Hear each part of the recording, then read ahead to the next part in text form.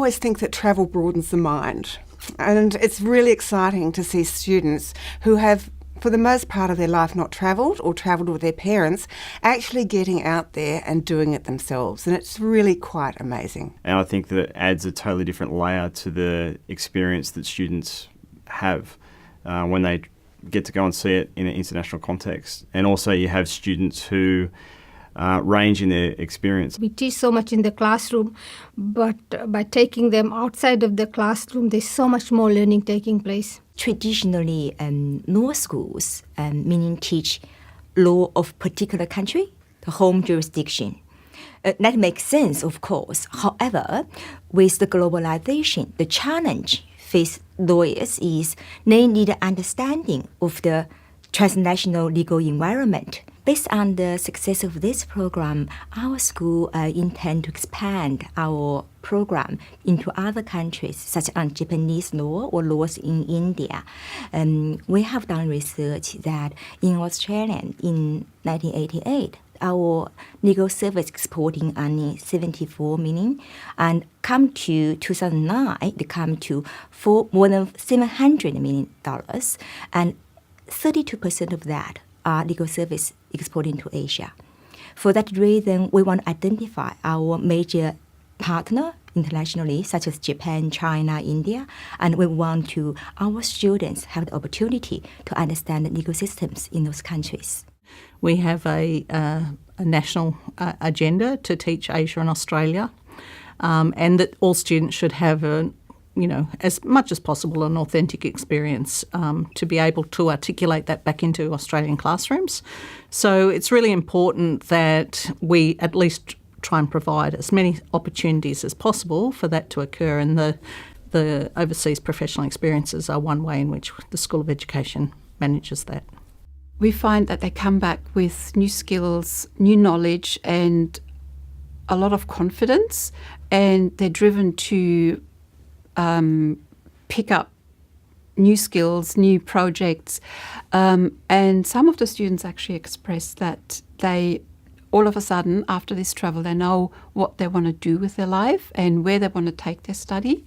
They find they have resources that they didn't know that they had, and they're a bit nervous for the first couple of days, and then they suddenly realise that they can actually do it. This girl went to the marketing manager and exchanged cards with her, and we all went out and we got on the outside the door, and she said, "I can do that. I can do that." And it was a real aha moment for her. She suddenly realised what she was capable of. Where is she now? She's in New York and she's a marketing manager. So I see that happen quite a lot. Getting into the learning environment, the context is really important. No matter how many textbooks, no matter how many lectures we are able to provide to the students, any online learning, blended learning, I don't think is going to be equivalent to engaged learning. Because when you are there, you relate, you see, you observe and reflect. That is going to be staying with you for a lifetime. Students who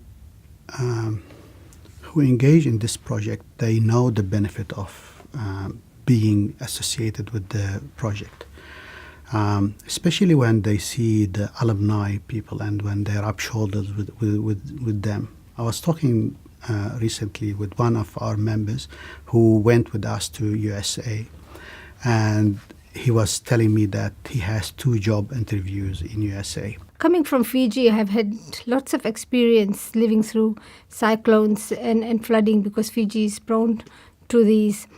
And I also wanted to test my students' ability to adapt to new situations, new environments, and see how they were able, or how they would be able to practice journalism in a different setting, in a challenging setting. My colleague and I really acknowledge that actually the media industry is extremely competitive, and we wanted to give students who were keen enough to put in all of those hours, most of them voluntary, not contributing to their work, a leg up, really, that we wanted to know that at the end of this experience they would have a media product that made them stand out. They're going to do those projects differently, and they're going to have fun more confident in terms of just thinking about the different ethical, social, cultural issues at play.